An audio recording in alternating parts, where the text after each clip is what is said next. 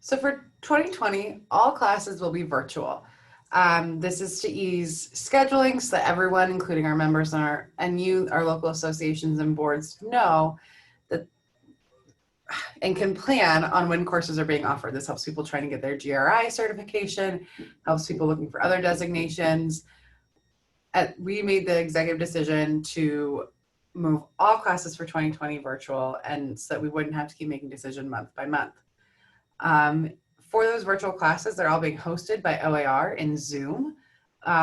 Sometimes the instructor will host, but more often than not, it is OAR. And we're hosting for a variety of reasons, but one is to help control attendance and also to be there to troubleshoot for members as they're logging in if they're having issues. We've switched up the format of these courses. So a normal 6-hour, 1-day GRI course is now split across 2 days. So 3, because we don't want anyone stuck in a Zoom meeting for more than 3 hours to help prevent Zoom fatigue and for both our instructors and our members. That decision is a best practice recommended by NAR, as well as many other experts around education online.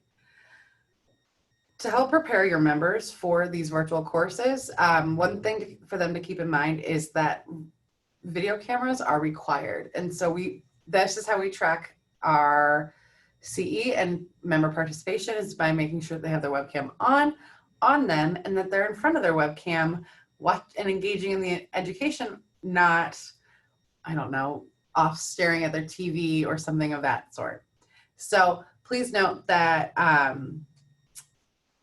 members need to have their webcam enabled. So the more you can remind them of that as they're registering for these virtual classes, the better. If they're concerned at all about this, maybe they don't have a webcam, they can always use their phone for video. That's one of the great things about Zoom, is it has a great app that's super easy to use. Or they can call the tech hotline, which is a member benefit that they have access to, and that'll help get them set up they can help them get set up to be prepared for success for this Zoom meeting. All right, so talking about revenue share and co-hosting. Because we've moved all the classes to virtual and they are not place-bound, the nature of co-hosting a course has changed quite a bit. We wanted to honor our partnership with the local associations and boards and give you the opportunity to provide education to your members. But we had to rethink that, because one of the things that I did as I looked at these courses is I was able to schedule fewer courses based on overall demand rather than place-specific demand. For example, I think it's technology, GRI technology had 141 people who took it last year, whereas COE and LARC had maybe 20, which means we can offer one COE and LARC class and reach all the folks who want COE and LARC for the year, versus needing to have, because we have a 30-member minimum or maximum for our Zoom courses.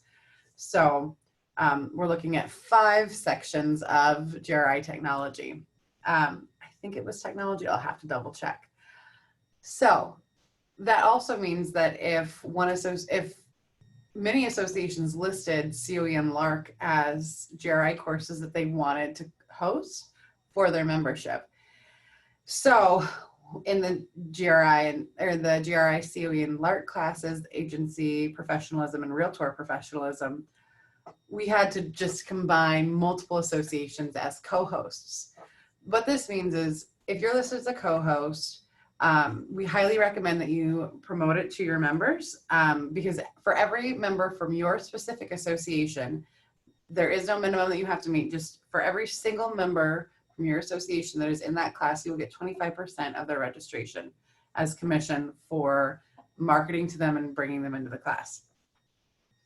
However, the class is not limited to only members from those associations. So if YCAR was hosting technology and someone from Mid-Valley wanted to come into that class, they're more than able to, and there's nothing stopping them. However, that registration, nobody would get the 25% commission for that. So that's how the revenue share is structured. And this is for all of 2020 and is all laid out in the contract. And a reminder, we cannot process the rev share for you until we have a signed contract. What this means is what we're asking for local associations in return for these commissions is to market these classes to your members and the classes that you're co-hosting. So we're working on making flyers for all the classes and sharing them out with each of the associations so that you have something you can share with your members. Please do not remove the OAR logo from there, and but feel free to add your logo as well. There's a spot in the lower right corner that's perfect for your logo. All right, so let's see. So the other thing I wanted to show you really quickly is where to find the courses. One of the easy spots to look is if you come to OAR and come to our website and go to classes, and from Oregon Association of Realtors, you can, and here's the tech hotline right up front from the menu, or if you're not in a small screen, it's all the tabs up top. You go to learn, and then you go to classes. From here, I can see the full list of all the classes. Ramco right now, does the way our integration with Ramco on our website is set up, this local association co-host feature does not work. So if you're trying to find classes that your association is hosting, this is not a good way to see it. All the co-hosting associations are listed here in parentheses behind the title of the class. So this is one way you can go and look. Another way is if I come into any of these and I go to register for this event, now I'm in Ramco, which is our, and you can see it here in the URL, that's our database for managing all of our classes and members. And this is where people come in. This is our point of sale as well. So if you come up to events, you can see up, you can look at a calendar. I don't know why this is doing this. Oh, it doesn't like how small my screen is. Let me expand 1 second. Here we go. Calendar. And here you can see a nice visual. If I wanted to find a YCAR class, I type YCAR up here. Now I can see the calendar specifically for YCAR events. So that's a great way. You can also go to upcoming classes.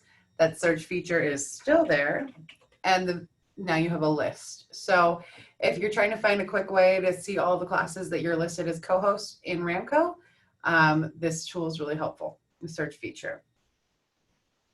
You can also get to Ramco through this web link here. All right, so those are the two ways you can look at all the classes that you're listed as co-host for. If you notice any errors in here, please don't hesitate to shoot us a quick email. We are learning virtual, and we had to change our entire calendar in the span of 2 weeks. So we're still making some tweaks and changes as we go, and we appreciate your understanding as we do so. All right, for 2021, my plan is to offer both virtual and in-person courses. We've been getting feedback from members, and of the 58 people who've taken a survey so far for our virtual classes, 92% of them say that virtual is, that they love virtual and will take an additional virtual class.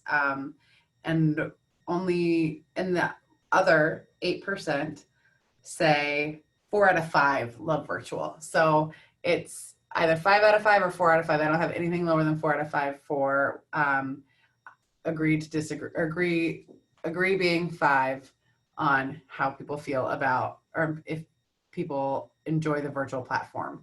And I've been getting a lot of qualitative responses back as well, where people are saying they really enjoy this. People have a preference for this because it means they don't have to commute. They don't have to schedule their day around classes. So we are going to continue the virtual platform. But we will be reintroducing in-person courses. Hopefully that will be very straightforward. In the time of COVID, we will have to make some social distancing and just safety adjustments. With the in-person courses, one of the requirements that we're going to have is if the instructor is traveling for your class, so if the instructor lives on the coast and the class is in Portland, then your minimum students is going to be 25 students.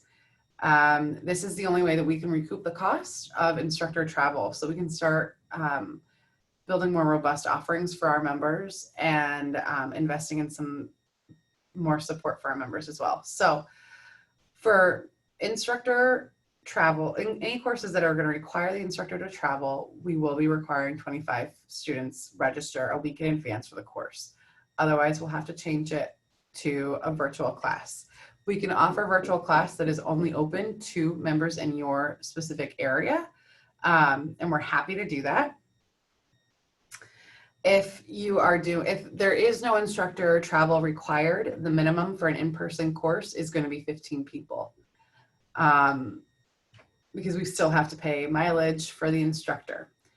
If we're doing a virtual course, the minimum is somewhere between 7 to 5 students. I want to be flexible and make sure that your members are able to get the education with their group of peers that are in the same region that they are, experiencing the same issues that they are. And so I want to make sure that we can continue to offer that. So we are being really flexible with the virtual classes and keeping them closed in 2021 for your members.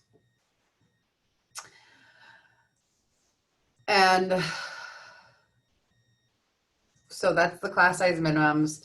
Again, if you are hosting an in-person class and it's a week ahead and you only have 5 people registered, we'll just change the format to virtual and it will not be a problem at all. It'll be very straightforward and easy. Requesting classes. So come October, we will be sending out, I'll be sending out a web form that explains how to request classes. That'll also coincide with the next education huddle that we're planning. And in this web form, you'll be able to say which courses you want or the frequency of courses, if there's a time of year that works better for you, and what format you want the classes in as well, because some people just prefer virtual. I will add that if you do say you want a course and it is your responsibility to make sure that you are getting people and that you have enough people interested to want to take that course, especially if we're looking at designations. So please keep that in mind. For webinars, and I will be sending, at the same time that I send out the request form for classes, I will also be sending out updated contracts for 2021. And all of these changes that I talked about are in the 2020 contract. And with the 2020 contract, if you're having any, we will talk about that in a minute. I jumped ahead of my agenda. All right, for webinars, through the rest of the summer, so until September 1, we are doing free live webinars and $5 for recorded webinars. We'll go back to full price, which is $29 for a live webinar and $15 for recorded webinar starting September 1st. I also wanted to mention, because I know a lot of associations have been reaching out asking about diversity education opportunities, we are offering At Home with Diversity virtually on August 24th. All right, so let's chat about the contract. You all should have a contract in your email. If you're having any concerns about like insurance, I know there's an insurance policy clause in there that a couple people have reached out to me to talk about. If that's an undue hardship for your association, please reach out to me. Don't hesitate. We can work with the legal affairs team here at OAR to make sure that we can find a way to make that work for you. Around revenue share, I already talked through that when I spoke about the new class format and the co-hosting, but you'll note that that's one of the only updates that I really made to the contract were to include, we've got a force majeure clause, we've got updates around revenue sharing for virtual options, and updates about responsibility for virtual options. I also clarified the program cancellation clause so that it's clear about the 25 students a week in advance, 15 students a week in advance. And again, we are requiring a signed copy of that contract before we can do the revenue share for the virtual courses. All right, so that's the pieces that I have for you. And now we're going to open it up to the discussion with the entire group. I wanted to ask, what is something that you've been doing recently that you think others on this call might find encouraging, inspiring, or helpful?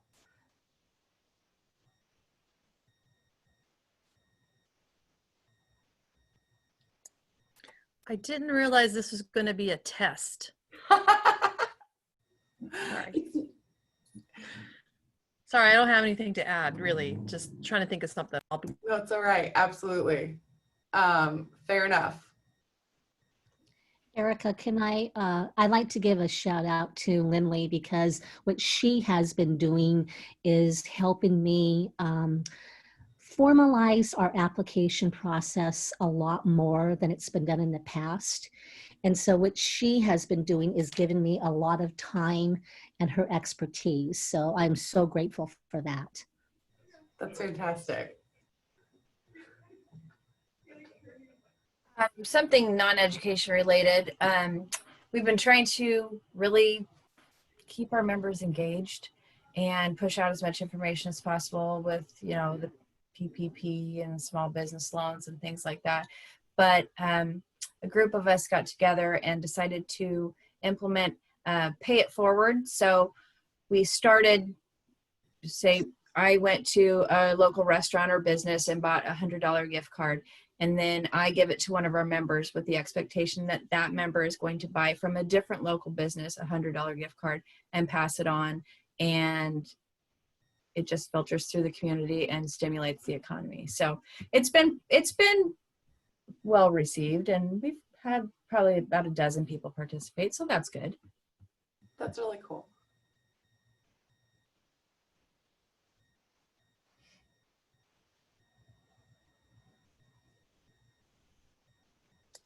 So I'll mention one thing. You know, normally prior to COVID, we were doing monthly membership luncheons, and then after the luncheon, we had a free hour of education, CE credit education. And you know, with the shift of not being able to meet in person, we've actually gone to having Zoom meetings for that membership meeting, and then still offering the 1 hour of free education after that meeting goes. So we're still trying to keep engagement going, still trying to offer education for our members, and we're getting really good response. We've had some really good turnout for those classes. So that's one thing that we've definitely seen positive change. Technology, man, it's pretty great when you are forced to use it and you realize, like, oh, this is actually a thing that we can utilize and help us stay connected. So. Yeah, James. Kind of taking a cue from RMLS, we haven't had a chance to test it yet, but using Ring Central meetings, you get a report on how interactive someone was with the video. So if you're a small board like ours, and you know, we can't have 2 or 3 people watching the screen, making sure everybody's face is there and that they're paying attention, it gives you at least a rough idea of who has been watching and paying attention. And I believe, Janet, correct me if I'm wrong, but I think they have to show a 75%, somewhere around there, participation rate in order to get credit for the class.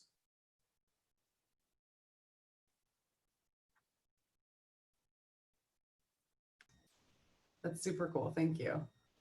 The nice thing about it too is it actually kicks out a report after the class. It states who was paying attention and who wasn't. Yeah, I talked to RMLS about that, and I think Zoom owns Ring Central, and Zoom had that functionality but took it away earlier this year because of privacy concerns, but they left it on Ring Central. Actually, Ring Central was one of our board members' husbands developed it. It's a phone system with all the goodies, so it's actually pretty fantastic. Yeah. We're impressed with it so far.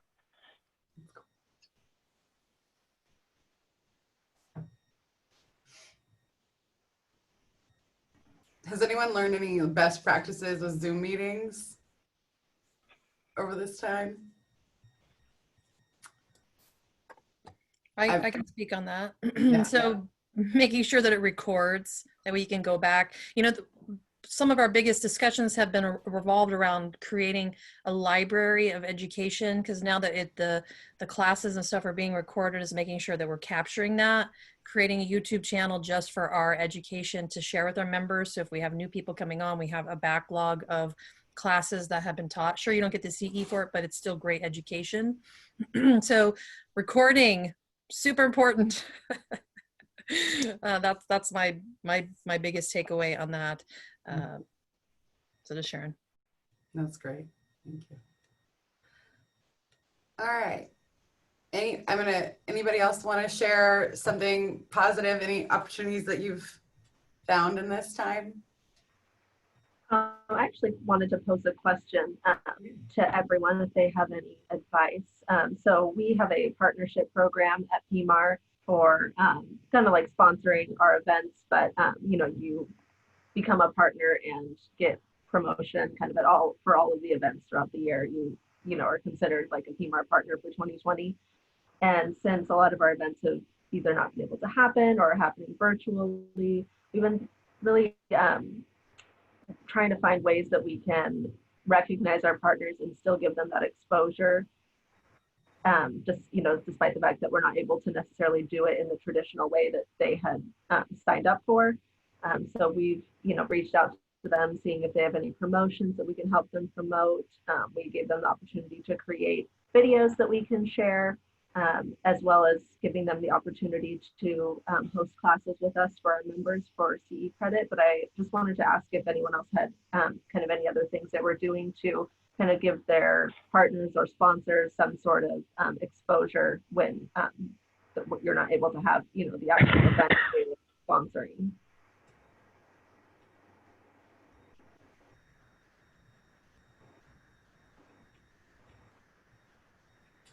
We're doing the same kind of things that you mentioned, Mary Jane. We're still having affiliate sponsors help us host our regular education classes. So they get a 15-minute window at the beginning and again in the middle of the class to, promote their business. Usually we charge them a specific amount depending on where we have to rent the space from, if we were doing a live class.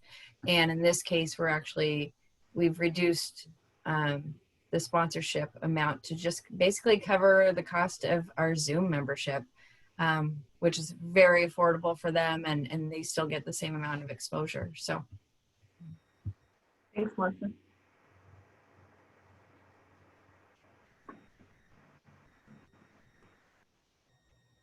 That was a great question, Mary Jane. Thank you, because that is something that we're also trying to think about and look at. So thank you for sharing the way you're handling it, Melissa. That's great. Has there been any challenges that you've been experiencing that you think anybody else in this group might have solutions for or have also been facing? Sponsorship is a good example, and partnerships. Anything else of that nature? I don't have a solution, but we've had some concern expressed over not having sign-in sheets. I think as long as people participate through the whole class, that's enough for me. But there has been a few people have asked me what I'm doing about that, and I'm not sure what to say. For a Zoom class? Yeah.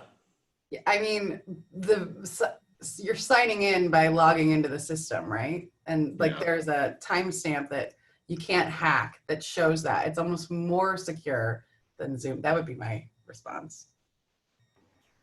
I've also been sending out attendance sheets to all the attendees about the day before the webinar or meeting is supposed to start, so that they also have to kind of attest that yes, I did really participate for the whole thing. And then I said, I can contribute, or I can kind of compare that to the timestamp as well if there's any kind of discrepancies or questions about that. So that's something, just to kind of keep them, put the onus on them, as well. So, one thing that's really great about Zoom, just really quick, is you can actually you can have an auto send out of either a document or something, so you can actually make them take a test to find out whether they were paying attention or not. And that's all set up in the back end of Zoom when you set up the webinar in the class, just to sort of have this automated. As soon as it's done, within so many hours, it goes out to the attendees. And so, like, you may throw out some question in the middle, and if they're paying attention or not, and maybe it's like, hey, what's my favorite color? That's a tell to see whether or not they were engaged and paying attention. So, I mean, and of course, answer questions that would pertain to the education in the class, but that would be another fail safe of whether they're engaged or not. I've As also far as agency records, though, what do we need to keep with the Zoom class? As far as agency records with the Zoom class, Uh-huh. what we've been doing is we run a report of the time that they logged in and the time that they left the class, and that's what we use. We also use polls throughout the class to just make sure that people, and we are watching video. So those are, we confirm that we've watched that they were there between the times of the timestamp shows, is how we've been keeping our records. We've been running the report through Zoom. And the agency is good with that. As far as we've heard, yes. Okay. What I do as well is watching the videos, I'll kind of have check marks depending on the length of the class, and I'll go down and check, yes, they're involved at the start, in the middle, and at the end on a sign-in sheet. So while they haven't signed it, it's showing that I've kind of audited the class and watched to see who was engaged and where they were during the course of the class. That and the Zoom report on how long they were on the call, I think are pretty good proof that you're doing your job to make sure they're there and participating. Mm-hmm. Erica, attendance is a good question. You and I and Katie shared an email, but we haven't come full circle around to actually answer the question fully. Excuse me. But I know our board would like to have a list of participants, of our members, those who participate in the GRI online classes. Mm-hmm. The only way for us to know that is for you to give us a list of our members who have participated. Mm-hmm. So we talked about getting that list from Katie when you send out the financial information, but where we stopped talking was what happens when we have less than 15 people in there where we're not getting paid, which will quite frankly often be the case for us, which is why I'm concerned about that. Yeah, and I'd like to point out with the Zoom classes, you don't have to reach the 15 threshold to get the compensation or to get the commission for the registration. You will get that regardless of, even if you only have 1 to 2 students, you'll still get 25% of the registration fee. Okay. So, but even if you had 0 students, we will still follow up with an email saying nobody attended from your association. So that would give you the 0. But if you had 2 students, we would say you had 2 students who attended. And then if you want us to send you the list of who those were, then you just follow back up and say, I'd like the names, and we'll send it right to you. Okay. What's the turnaround time for that? Do you know? I would say give us a day or 2, but that would be the max. Okay, good. We just want to send out our own surveys to our members. Okay. Yeah. To find out about their experience. And if we wait too long, then it's not going to be fresh in their mind, but a couple days is great. Yeah, absolutely. Thank you. Yeah, thank you. And speaking of surveys, I was just looking at the data that we have on our members taking the virtual classes. And out of the 58 respondents that we've had on our post survey, 92% gave virtual formats a 5 out of 5, and 4 members, so 6% of that number gave us 4 out of 5. So everyone's really happy with the Zoom format from what I can tell from our surveys. And a couple of members are saying, I love this, please don't ever stop this. Others are saying this is a great stopgap, can't wait till in person, but this is a great option. So people are across the board, but people have been really happy with the Zoom format so far.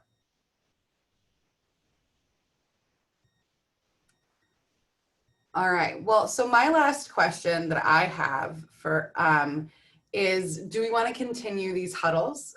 Do people find value in joining together to have these conversations? And what's a rate of having these? It seems realistic and sustainable? Is it quarterly or is it semi-annually or annually? I'd be a fan of quarterly. I think they are valuable. Okay. Anything longer than quarterly, we tend to lose touch about what we were talking about last, and things clearly we see how fast things can change in 3 months. Mm. So I, for one, am a fan, and I say no more than, I wouldn't want to go any longer than 3 months before we had another one. That sounds great. Thank you. If folks agree, can I get a thumbs up? Awesome. That was across the board. Fantastic. All right. So I'll plan on scheduling these for quarterly. The last thing I wanted to do was mention, if anybody wants to have a one-on-one conversation with me about your offerings for the year or ideas for partnership, I want to just invite you for that. In the agenda is my email and my direct phone number. And if there's anything else anyone wants to touch on, I wanted to open it up for that.